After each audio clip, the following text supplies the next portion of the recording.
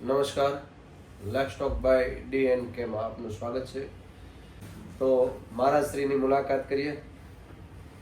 બાપુ, સૌથી પહેલા તો આપને વંદન. અને એનાથી વિશેષ કૃષ્ણ પરમાત્માને તમે સાથે લઈને બેઠા છો, તો આજે તમને મળવાનો અહોભાગ્ય કે હરિના નામથી મળી શકાય. તો હું સૌથી પહેલા તો તમારો પરિચય મને તો ખબર ના હોય એટલો દીધો, પણ તમને મારી જનતાને ખબર પડે કે કેવા શાસ્ત્રી સાથે મુલાકાત થઈ, તો આપનો પરિચય આપશો. જય શ્રી કૃષ્ણ. સુરેન્દ્રનગર જિલ્લાનો તાલુકો લખતર અને લખતરમાં શ્રી હરિ આશ્રમ અને ગૌશાળા અત્યારે અમે ચલાવી રહ્યા છીએ. કથા અને કીર્તન સાધુનું કર્તવ્ય છે, એટલે સુરેન્દ્રનગર જિલ્લાના બધા હરિભક્તોને લઈને આજે અમે હરિદ્વાર ક્ષેત્રમાં વાસુદેવ ધામમાં કથા ચાલી રહી છે, ભાગવત કથા. આજે કથાનો 3જો દિવસ છે અને સાહેબ જોડે મુલાકાત થઈ. સાહેબે કીધું કે હરિદ્વાર ક્ષેત્રમાં ગંગાજી વહી રહ્યા છે, તો આ ધરા ઉપર 2 ગંગાજી વહે છે, એક ભાગીરથી ગંગા અને એક છે ભાગવતી ગંગા. તો આ બંને ગંગામાં આમ જોઈએ છીએ તો નાનું મોટું તો આપણે કંઈ કરી ન શકીએ, પણ ખરેખર મહત્તા કોની વધારે છે? તો એક જે ભાગીરથી ગંગા છે, 60,000 સગર પુત્રોને ઉદ્ધાર કરવા માટે ભગીરથ રાજા ભગીરથ કાર્ય કરીને લાવ્યા. પણ એનું ઉદ્ગમ સ્થાન કે ભગવાન નારાયણના પદ પ્રક્ષાલન કરવાથી ગંગા ઉત્પન્ન થઈ. પરંતુ ભાગવતી ગંગા એક એવી ગંગા છે, પરમાત્માના મુખમાંથી આ ગંગાનો ધોધ વયો છે, અને એ ધોધને અમે સાધુ સંતો, અમારું કર્તવ્ય છે કે કથા કીર્તન કરીએ અને માણસોના જીવનમાં ભક્તિ, જ્ઞાન અને વૈરાગ્યનો ઉદય કેવી રીતે થાય, એ ભગીરથ કાર્યને અમે અત્યારે આગળ ધપાવી રહ્યા છીએ. આજે ખૂબ આનંદ થયો કે તમારી ન્યૂઝ ચેનલના માધ્યમથી અત્રે મળવાનું થયું છે. સૌથી પહેલો મારો પ્રશ્ન એ હોય છે કે જો સુરેન્દ્રનગર જિલ્લાના જ બધા જો યજમાનો હોય, બરાબર, અને ત્યાંના જ બધા કથા શ્રવણ કરવા આવ્યા હોય, તો સૌથી પહેલું એ પ્રશ્ન થાય કે તો ત્યાં કેમ નહીં ને અહીંયા? તો એના માટે પ્રકાશ પાડશો, જેથી કરીને લોકોને આવવાની ખબર પડે કે ગંગાના ઘાટે જઈને કથા સાંભળવાનો શું બળ મળે. વાહ વાહ, બહુ સરસ પ્રશ્ન છે તમારો. ભાગવત કથામાં પ્રથમ દિવસે જ મહાત્મ્યમાં એવું આવે છે કે નારદ મુનિ જ્યારે બદ્રીનારાયણ ક્ષેત્રમાં બહુ મન વિચલિત હોય છે, અને જ્યારે સનત કુમારો મળે છે ત્યારે સનત કુમારો કહે છે કે નારદજી, તમે આમ ઉદાસ કેમ છો?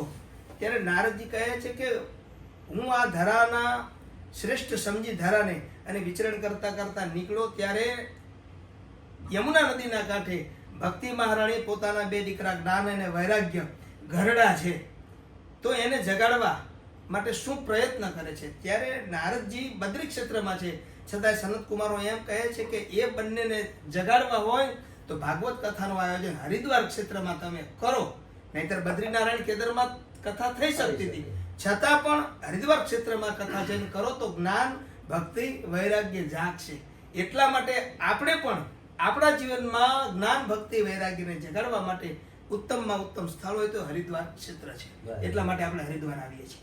હરિદ્વાર, હરિદ્વાર, હરિદ્વાર, હરિદ્વારનો આખો અર્થ શું થાય? હરિદ્વારનો આખો અર્થ એવો છે, જેવો વૈષ્ણવ છે, જે પરમાત્મા વિષ્ણુ જેના ઈષ્ટ છે, હરિ કહેતા વિષ્ણુ, હરિદ્વાર, એક વિષ્ણુને પામવા માટે હરિદ્વાર છે. અહીંથી આ દ્વાર છે કે જ્યાંથી બદ્રીનારાયણ જઈ શકાય છે. બીજું શૈવ્ય છે, જે શિવને પૂજે છે, તો હરદ્વાર એનું બીજું નામ છે. હરદ્વાર, હર કહેતા શિવ, બીજું નામ હરદ્વાર, અને ત્રીજું છે ગંગાદ્વાર. ગંગાદ્વાર, માં ગંગાના ખોળો અહીંથી તમને પ્રાપ્ત થાય છે, ગંગાદ્વાર. તો આ 3 નામ છે જીવનમાં. મેં હમણાં કીધું એમ કે પરમાત્માને પામવા માટેનો અહીંથી આ દ્વાર છે, એટલા માટે હરદ્વાર, હરિદ્વાર અને ગંગાદ્વાર. અને લોકો કથા શ્રવણ કરવા તો આવે છે, પણ લોકો એવું પણ માને છે કે ગંગામાં જઈ સ્નાન કરીએ એટલે આપણા પાપ ધોવા જાય. તો શાસ્ત્રીના નાતે હું કહું કે સાધુના નાતે, સાધુના જે શબ્દો હોય 100% હોય. અમારી પાસે તો શું છે કે એક કહેતો હતો બીજાની પાસેથી વાત મળી હોય, તો ગંગામાં આવ્યા પછી જે સ્નાન કરીએ એટલે પાપ ધોવાઈ જાય કે શું થાય, એ થોડું એક બહુ પ્રકાશ પાડીએ. ના, એમાં ચોક્કસ બહુ સમજવા જેવી વાત એ છે કે માં ગંગા એ તો સુર નદી છે, દેવતાઓની નદી છે, અને સગર પુત્રોનો ઉદ્ધાર કરવા માટે આવી અને એનો લાભ આપણને બધાને મળે છે. પાપ તો ચોક્કસ ધોવાય જ છે, પણ મનુષ્ય જ્યારે હરિદ્વાર ક્ષેત્રમાં આવે ને ત્યારે વૈરાગ્ય ઉત્પન્ન થાય, પાપ ધોવાઈ જાય, પણ સંસારમાં ફરી પાછો જાય છે ને ત્યારે પાછો ફરી પાપ કરવા લાગે છે. એટલા માટે પાપ ધોવાય જ છે. અને એટલા માટે જ ભાગવત કથા પણ એટલે જ બેસાડવામાં આવે છે કે માં ગંગામાં સ્નાન કરવાથી પાપ બળે અને ભાગવત કથા સાંભળવાથી પાપ કરવાની વૃત્તિ બળી જાય છે. એટલા માટે આપણે ભાગવત કથા સાંભળીએ છીએ. બે વસ્તુ બહુ સરસ અને સાચી છે. પણ આપણે જ્યારે ગ્રહસ્થ જીવનમાં રહીએ ત્યારે વૈરાગ્ય હજી આપણે આવ્યો નથી અને ખોટું બોલવાનું નથી છતાં આપણે ખોટું બોલીએ છીએ, નથી ખોટું કરવાનું છતાં આપણે ખોટું કરીએ છીએ. એટલે પાપ ફરી પાછા ભેગા થવા લાગે છે. બાકી પાપ ધોવાય છે અને ધોવાય છે. ખૂબ સરસ. કારણ કે મહારાજ શ્રીએ કહ્યું એમ કે પાપ ધોવું તો બહાનું છે, પણ હરિદ્વાર એમ કહેવાય કે ઈશ્વરને પામવાનું જો દ્વાર ખોલવાનું હોય તો હરિદ્વાર આવવું. અને એમાંય માં ગંગાની અંદર સ્નાન કરી અને જે પવિત્રતા અનુભવાય છે એ આ ક્ષેત્ર છે. અને આ હરિદ્વાર મુકામે લગભગ 3000 આશ્રમો છે અને દરરોજ લગભગ 2000 થી 2200 જેટલી કથાઓ દરરોજ ચાલે જ છે અહીંયા. અને હવે આપણે હરિદ્વારથી થોડા નીકળીને મહારાજ આપનો કાયમ માટે કથાનું જ કામ છે? હા, અમે માત્ર ને માત્ર હરિકથા, હરિ અનંત કથા, પરમાત્માના ગુણગાન તરફ માણસો કેવી રીતે એની વૃત્તિ બદલાય. કેમ કે આપણે ગ્રસ્ત જીવનમાં 4 પડાવ છે આપણા જીવનના. એક બાલ્યાવસ્થા છે, એક યુવા અવસ્થા છે, પછી 25 થી 50 આપણું ગ્રહસ્થ જીવન છે અને પછી 50 પછી 51, 52 વનમાં પ્રવેશ થાય એટલે આપણે વાનપ્રસ્થાશ્રમી બનીએ છીએ. તો વાનપ્રસ્થાશ્રમી બન્યા પછી આપણી જવાબદારી શું કે આપણા સંતાનોને ધીરે ધીરે બધો ગ્રહસ્થીનો બધો ભાર આપણે આપી દેવો જોઈએ. અને એટલા માટે કથા કીર્તન સાંભળીએ તો આપણા જીવનમાં વૈરાગ્ય ધીમે ધીમે આવે, ધીમે ધીમે આપણા સંતાનો તરફનો મોહ છૂટે. એના માટે જ કથા છે. અને કથામાં એ પણ કહેવાનું છે કે મહાભારત લઈ લો, રામાયણ લઈ લો, જયારે વાન પ્રસ્થાન કરે છે ત્યારે એ જ ઉપદેશ હોય છે કે ગમે એવા રજવાડા ભોગવતા હોય, કેવા રાજા હોય તો પણ છેલ્લે દીકરાઓને સોંપીને જવું પડે છે. અને એના ભાગવતમાં ઉદાહરણ છે કે પરીક્ષિત મહારાજને ભલે શ્રાપ થયો છતાંય આગળ એના કેટલા વડવાઓ છે કે ભરત મહારાજે પણ પોતાનું રાજ્ય સત્તા છોડી અને ગંડકી નદીના કિનારે તપ કરવા ગયા છે. વાનપ્રસ્થાશ્રમી અને સંન્યાસાશ્રમ ચોક્કસ આવવાનો જ છે. આપણે બને એટલું પરમાત્માના ભજન તરફ વળવું જ રહ્યું અને એટલા માટે જ આપણે આ ક્ષેત્રમાં આવીએ છીએ. એટલે એક તો ખાસ કરીને હિન્દુ ધર્મ માટે જીવનમાં એક વખત, હું તો કહું છું કે હર વખતે ગંગા ઘાટે વર્ષમાં એકવાર તો આવવું જોઈએ. તો આપની પણ એ જ વાત છે કે ગંગા ઘાટે આવ્યો અને એમાં ગંગાનું સ્નાન કરી અને આવી અવિરત કથા હોય એને પણ સાંભળવી જોઈએ. સુરેન્દ્રનગર વિસ્તારની આજુબાજુમાં પણ કથાઓ કરતા હશે. એમાં શું છે કે સાધુનું કર્તવ્ય થયું. સાધુનું કર્તવ્ય એટલું જ કે માણસો પરમાત્માની કથા સાંભળે. એટલે ગૌશાળાના લાભાર્થી અમે એવા આયોજન કરીએ કે માણસને બને એટલા આપણે કથા સાથે જોડી શકીએ.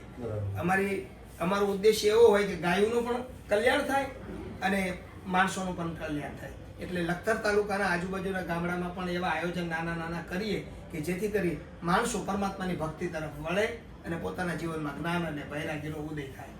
તો વિશેષ વધારે વાત ન કરતા મહારાજ શ્રી, આપણી પાસે હું એવું કહું કે આજના યુવાનો, બરાબર, કારણ કે અહીંયા જેટલા હું જોઉં છું કથા શ્રવણ કરવા આવે છે છેલ્લી ઉંમરે, બરાબર, 50 વેટ્યા પછી, વાન પ્રસ્થાન સમજો વનમાં ગયા પછી, તો આજના યુવાનોને ચેનલ દ્વારા આપ શું ઉપદેશ આપવામાં અત્યારના સમયમાં? તમે જે બહુ સરસ પ્રશ્ન પૂછ્યો છે. આજના યુવાનો, પહેલા આપણી લોકવાયકા એવી જ હતી કે 60 વર્ષ પછી જ ઘરડા બન્યા પછી જ હરિદ્વાર ક્ષેત્રમાં જતા. ખરેખર હરિદ્વાર ક્ષેત્રમાં જવાનો ઉદ્દેશ્ય એવો જ છે કે પૂરેપૂરું ગ્રહસ્થ છોડી ભગવાનનું ભજન કરવા માટે જ આ ક્ષેત્રમાં આવતા. પણ હવે જમાનો બદલાયો છે. નાના યુવાનો પણ હરિદ્વાર ક્ષેત્રમાં ભક્તિના ભાવથી આવે છે.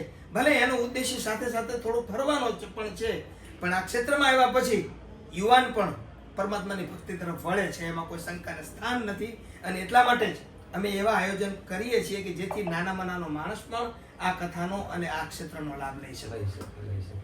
એટલે તમારો કહેવાનો અર્થ એ થાય કે શરૂઆતથી યુવાનીથી આ વિષય પકડવો જોઈએ અને હરિદ્વારનો ઘાટ સુધી આવવું જોઈએ અને કથાનું શ્રવણ કરવું જોઈએ. તો સંસારની અંદર બીજું કંઈ ઘટે. અને એટલા માટે કે યુવાન અત્યારથી જ તો ધીરે ધીરે આ વિષય ઉપર પરમાત્માની ભક્તિને સાથે લઈને ચાલશે અને જેમ જેમ એ કથા શ્રવણ કરશે એમ એના જીવનમાં જ્ઞાન અને વૈરાગ્યનો ઉદય થવાનો જ છે. તો એના ખરા સમયે પહોંચશે ત્યારે એકદમ આરામથી પોતાનું ઘર પણ ધીમે ધીમે વૈરાગ્યની ભૂમિકામાં આવી જશે. આપ સુરેન્દ્રનગરમાં વિસ્તારમાં જ્યાં પણ આશ્રમ ચલાવો છો, શક્ય હશે તો ચેનલના માધ્યમથી અમારા યુવાનો જોતા હશે એ પણ આવશે.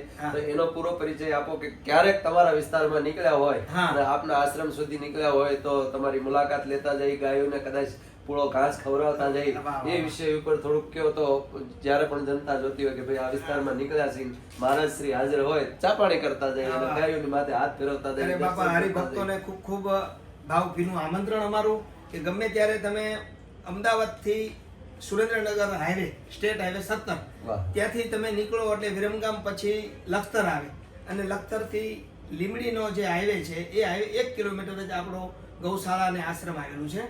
ત્યાં 200 થી 500 માણસને રહેવાની, જમવાની બધી જ વ્યવસ્થા છે. 20 થી 25 ગાયો છે અને એ ગાયો ઉદ્દેશ્ય માત્ર એટલો જ કે આવેલા હરિભક્તો ત્યાં વાળું પાણી કરે અને દૂધ, દહીં, છાશ જમે. બરોબર, માત્ર ને માત્ર નિસ્વાર્થ સેવા કરીએ છીએ. ચોક્કસ તમારી ચેનલના માધ્યમથી બધા હરિભક્તોને હું જણાવું કે સમય મળે તો અમારે ત્યાં ચોક્કસ મહેમાન બનો અને પરમાત્માની ભક્તિનો લાભ લો. ભાઈ ભાઈ ખૂબ સરસ. શ્રી હરિ આશ્રમ અને ગૌશાળા ધરાવતા એવા લખતરના મહારાજ રાજેશ બાપુએ આપણને ધર્મ અને યુવાનોને કેવી રીતે આગળ વધવું જોઈએ એ સમજાવ્યું. અને સાથે સાથે કે જ્યારે પણ સમય મળે તો ફરવા જજો, પણ એવા સ્થળે જજો કે આપણા સંતાનોની અંદર સંસ્કાર રૂપી, કંઈક ભક્તિ રૂપી કે વારસાઈમાં કંઈક સારી વસ્તુ આપતા જઈએ. ગૌશાળાની અંદર જઈએ તો ગાય માતા મળશે, માને શરણે કદાચ હાથ ફેરીને પગે લાગી નીકળ્યા તો આપણા દીકરાના દીકરા પણ ક્યારેક આપણા રસ્તે ચાલશે. એવા રાજેશ બાપુને મળીને ખૂબ આનંદ થયો. બાપુ, જ્યારે પણ મને સમય મળશે તો પણ હું તમારે ત્યાં પધારીશ અને મારી જનતાને પણ કહું છું કે આ ચેનલના માધ્યમથી આવા આશ્રમોમાં અંદર જવું પડે. કારણ કે જેઓ નિસ્વાર્થ, કોઈ સ્વાર્થ નથી. મેં પહેલા આવતા પૂછ્યું કે બાપુ આપની ફી શું? કે બિલકુલ ફી નથી, અરે હર ભગવાન ચલાય રાખે છે. તો આવી ચેનલના માધ્યમથી આવી જગ્યા ઉપર, અને એમાંય સૌરાષ્ટ્રનું ધામ છે, સૌરાષ્ટ્ર તો એમ કહેવાય કે સૌરાષ્ટ્રનો દ્વાર છે લખતર. હા, લખતર શરૂઆત જ ત્યાંથી થતી હોય. તો જ્યારે પણ નીકળો તો 100% રાજેશ બાપુના આશ્રમે જરૂરથી પધારજો. થેન્ક યુ, ધન્યવાદ. જય શ્રી કૃષ્ણ.